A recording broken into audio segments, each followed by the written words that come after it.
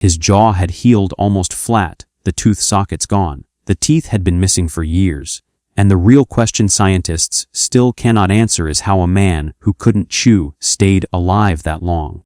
The bone came out of the ground at Dmanisi, in the foothills of the Lesser Caucasus in southern Georgia, lying almost beside the skull it belonged to. Almost every tooth was gone, not knocked loose in the moment of death, not scattered nearby waiting to be found, but gone for good, the ridge where those teeth had once been rooted worn smooth and sealed over. The cranium is catalogued as D3444, the jaw as D3900. They fit together so cleanly that researchers are confident they belong to a single person, an adult, an early member of our own genus who lived roughly 1.8 million years ago. That age is not a small detail. It makes this one of the oldest securely dated human fossils anywhere outside Africa, from a site that preserves some of the first members of our lineage ever to leave that continent. And among all those ancient faces, this one holds a record no older fossil has yet matched. He is the earliest human we know of to have lost his teeth and kept on living. It helps to sit with that age for a moment.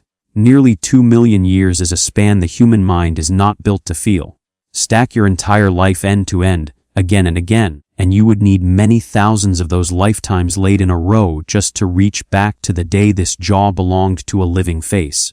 Everything you would normally call history, cities, writing, farming, the last ice age, is crushed into the thinnest sliver at the very end of that distance. This person lived before all of it, in a world that shared almost nothing with our own except the pressure to eat and to survive.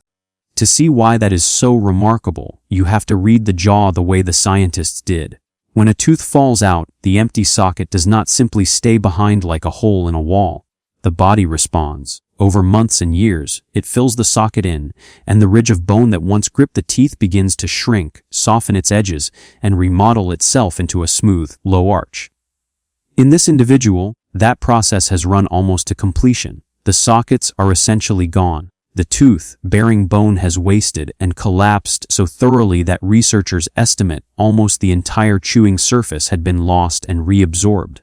That does not happen in the final days of a life. It happens across years of continued living. So the fossil sets a hard problem in front of us before we even ask who this person was. This was not a gentle, forgiving world. Dmanisi around 1.8 million years ago sat where two rivers met, and the same deposits that preserve these people are crowded with the bones of predators, sabre-toothed cats, giant cheetahs, and a huge short-faced hyena. Many of the human remains here seem to have collected inside the dens of those carnivores. Whether these early humans were prey dragged in by the big cats or bold scavengers slipping in to strip abandoned kills is still debated. Either way, the message of the landscape is the same. This was a place where speed, strength, and a working body were the price of staying alive, and teeth, for a creature like this, are not cosmetic, they are equipment. Teeth strip flesh from bone. They crush tough roots and fibrous plants. They grind and tear and break down almost everything a body must swallow to turn the outside world into fuel. These early humans had no cooking pots and no soft prepared meals to fall back on. A mouth full of functioning teeth was, in the most literal sense, the machine that kept the whole body fed and running. Take that machine apart, and one question becomes impossible to ignore. How does a human being with almost no teeth stay alive, for years, in a valley ruled by things that eat meat? That question is exactly why this single jaw has become one of the most argued over objects in the study of human origins. Start by ruling out the easy answer, the quick death. The bone will not allow it. If this person had lost his teeth to a sudden injury or illness only weeks before dying, the sockets would still be raw and open. Instead, they are healed, filled, and smoothed away. The body was given time, years of it, to rebuild itself around the loss. Whatever happened to his teeth, he did not lose them and quietly disappear. He kept going, and he kept going long enough for his own skull to change shape. He was also not the only one in this population to pay a price in his teeth. Other older adults from Dmanisi left jaws whose teeth are ground down almost to stumps, worn away by years of hard chewing on gritty, unprocessed food. Heavy wear, and eventually tooth loss, seems to have been an ordinary hazard of growing old in this place. What sets this individual apart is how far it went. Where others lost the surface of their teeth, he lost the teeth themselves, and then outlived even that. His jaw is the extreme end of a real pattern, not a freak accident standing on its own. And those years would have been relentless. This was not a single dramatic escape, but a problem that returned with every sunrise, a body that still had to be fed by a mouth that could no longer do the work mouths are for. Slower to feed himself and less able to flee, he had to solve the same puzzle again and again, day after day, in a place that punished any weakness. Survival here was not a moment, it was a routine, one he somehow sustained long enough for his jaw to heal completely into the shape researchers hold today. But surviving is not free. A body still demands fuel every single day, and a toothless mouth cannot chew. That fact alone narrows the possibilities sharply. He could not have ripped into raw meat or ground down stringy vegetation the way the others in his group did. What is left are foods soft enough to be worked with gums and swallowed with little chewing, tender plant tissue, and the rich, yielding interior of animals, marrow sealed inside bone and brain sealed inside skull. Those particular foods matter, because they were within reach at Dmanisi. These people made and used sharp stone tools, and a sharp stone can crack a bone open or break into a skull. A person who could no longer chew might still be sustained by what those tools could release from a carcass. And here the story divides into two paths, and this is where honest scientists genuinely part ways. The first path is the one that seized the public imagination the moment the fossil was described. Picture someone who cannot process his own food in one of the most dangerous places on the ancient map, holding on for years. The most emotionally powerful reading is that he could not have done it alone. That others in his group carried soft food to him, perhaps softened it further, and stood between him and the predators he could no longer outrun. If that reading is right, this humble jaw becomes one of the earliest possible signs of something we like to think of as profoundly human. The strong choosing to sustain the weak, care reaching back almost 2 million years into our story. It is a beautiful idea, but careful science has to ask whether it is the only idea that fits. Because there is a second path, and it is far less comforting.